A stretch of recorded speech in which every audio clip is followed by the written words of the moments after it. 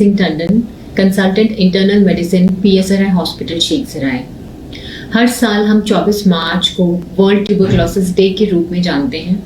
ये दिन एक अपॉर्चुनिटी है उन सभी लोगों के ऊपर फोकस करने के लिए जो कि ट्यूबरक्लोसिस से इन्फेक्टेड हैं और साथ ही साथ इस बीमारी से जुड़े social, health and economical aspects को डिस्कस करने के लिए।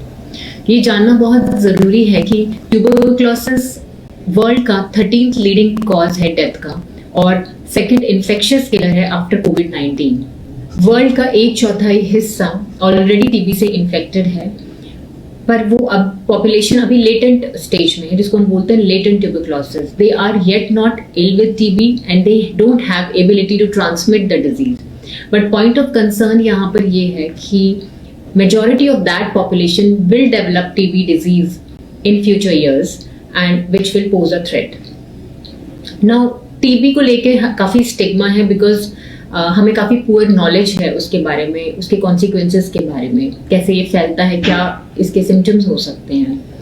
टीबी स्प्रेड नहीं होता है एक दूसरे से हाथ मिलाने से या फिर एक दूसरे से खाना शेयर करने से, किसी के बेड लिनन को यूज़ करने से। टीबी स्प्रेड होता है अगर एक इन्फेक्टेड व्यक्ति खांसता है ओपन एरिया में और वही ड्रॉपलेट्स दूसरा व्यक्ति इनहेल कर देता है।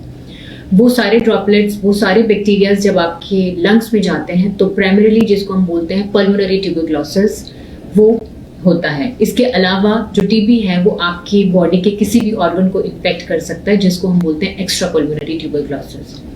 अगर टीबी की सही टाइम पर जांच ना हो या फिर उसका ट्रीटमेंट सही तरीके से ना किया जाए तो इसकी मोर्टेलिटी बहुत हाई है।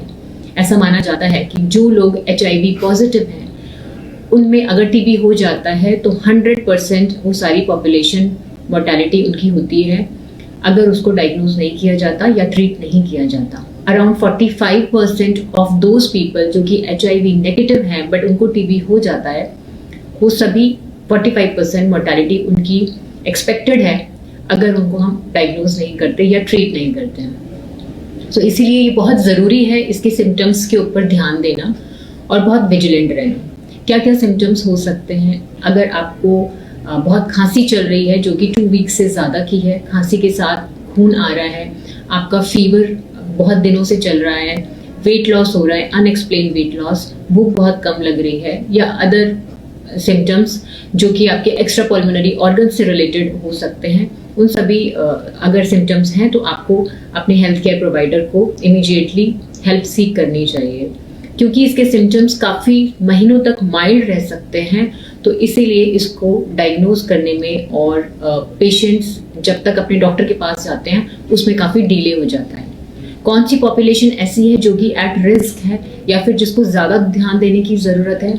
वो सभी लोग जो कि इम्यूनो कॉम्प्रोमाइज़ हैं, जैसे कि पेशेंट्स जो कि डायबिटिक हैं, क्रॉनिक किडनी डिजीज़ हैं, वो सभी पेशेंट जो कि ट्रांसप्लांट कैंडिडेट्स हैं या फिर जिनका ट्रांसप्लांट हुआ है, कैंसर्स है, मेल नरिश्ड पॉपुलेशन, ये सभी लोग जिसमें कि इम्यूनिटी काफ़ी वीक हो जाती है, उनको ध्यान देने की ज़रूरत है and they should be more vigilant. So at the end I would like to say that as we all know that this is a deadly disease and it carries high mortality, but since it is preventable and curable, why to lose our lives to it?